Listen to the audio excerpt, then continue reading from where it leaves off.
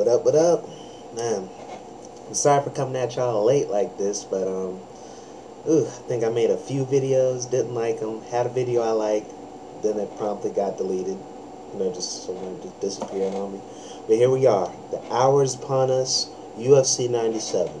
This is an event I'm very excited for, and like most, most pay-per-views I'm excited for, I missed the video on it. Some of those things you just rather sit back, but felt it appropriate to talk about here.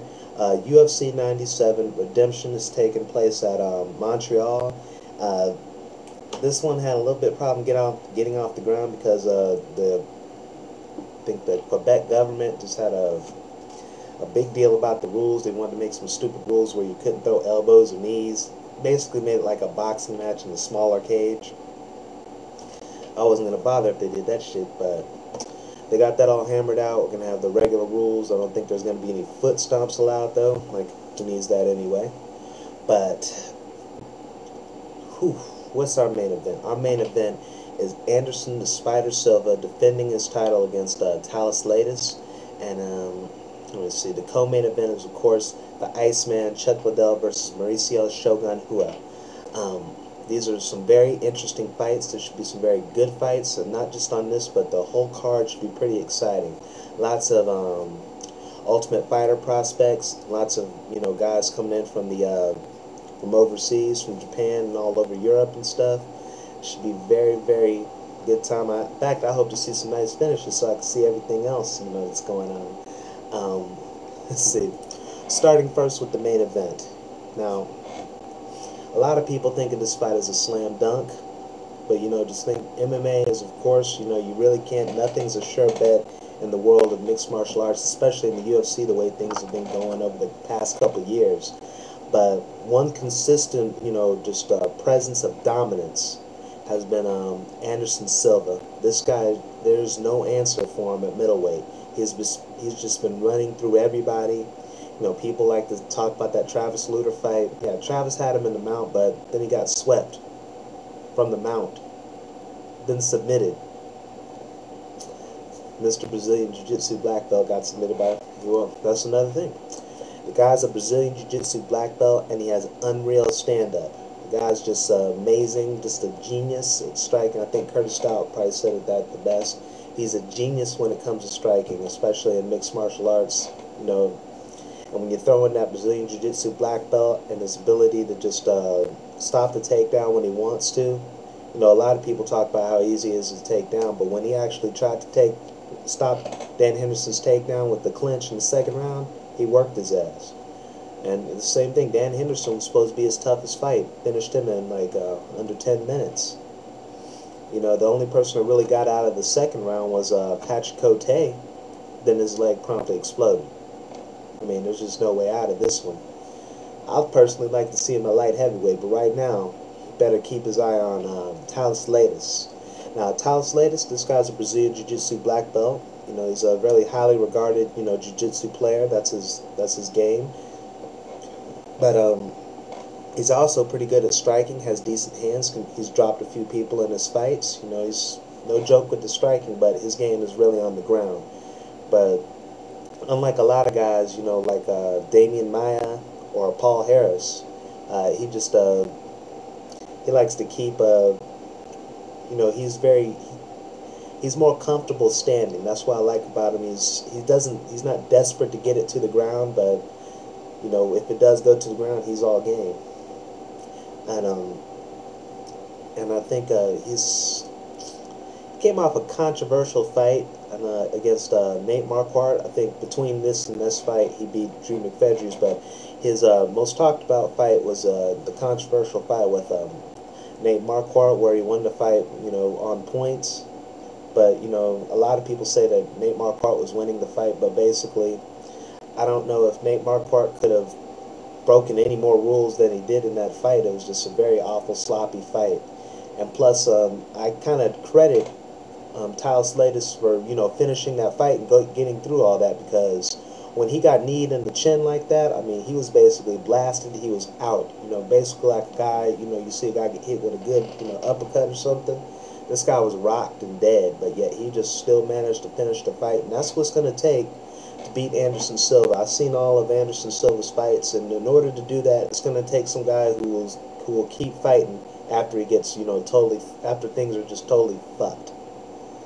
And Talus has that kind of heart. He has some great jiu-jitsu, and if he can weather the storm, there's no telling what can happen. However, as much as I like Talus Latest, as much as I'm impressed with him, I think he's a great fighter. Has a bright future, a lot of potential. I think he may be a champion someday. I think this is a little too soon for him. I don't think he can do it today. I think Anderson Silva will retain his title, probably with a first or second round stoppage, probably knockout or something, because the dude just does not play. Or he played last time, but I don't see him really messing around this time. He'll take the belt home for a 9th consecutive win and a 5th consecutive, title defense. Into the record books goes the Spider. Now, what we got now? Chuck Liddell versus Mauricio Shogun Rua. Now, a couple years ago, this was a dream fight. This was the fight people wanted to see. This is the let me see, the premier light heavyweight of the UFC. Chuck Liddell, UFC champion. The guy's been beating everybody, knocking fools out left and right. And the Pride middleweight king, Shogun, the uncrowned champion, the middleweight, the Grand Prix champion. The guy is just, it's one thing, to beat a guy like Rampage, to beat guys like Rampage or Antonio Rogerio Nogueira, or, let me see, Ricardo Arona. A victory over any of those guys is a great feather in your cap. Beating them all over the course of your career, that's a great career.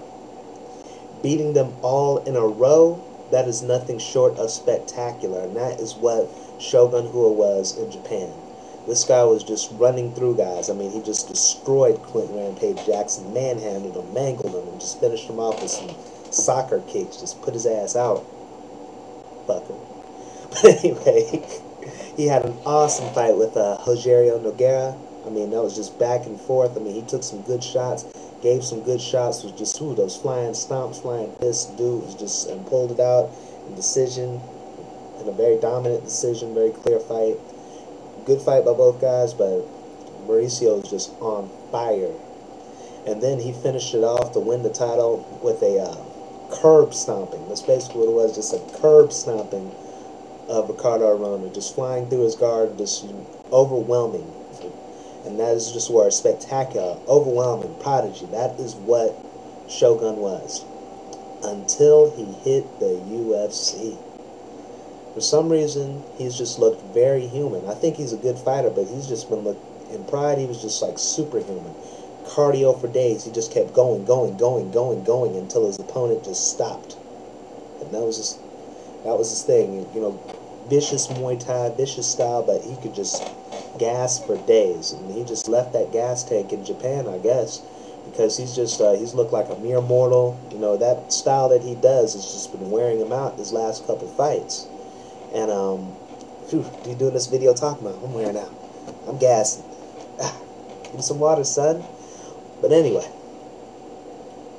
in his last couple fights, his one against Forrest Griffin, he ended up getting, outpaced by Griffin. He gassed out and got choked on his face.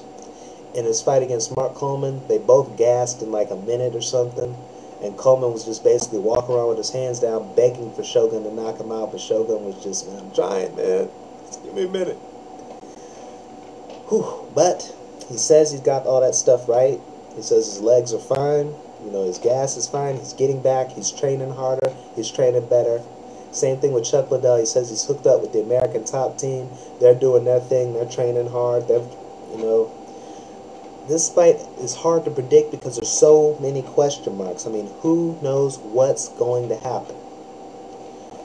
But I guess I'll give the upside to Mauricio Rua. I mean, if he fights like the way he's been fighting, yeah, he's gonna gas himself into a knockout punch by Chuck Liddell. However, if Chuck Liddell just keeps those hands down, yeah, he's gonna be in a lot of trouble against Mauricio Rua. I, for one, cannot wait to see it. I'll holla at you. See you later. I mean, one more time.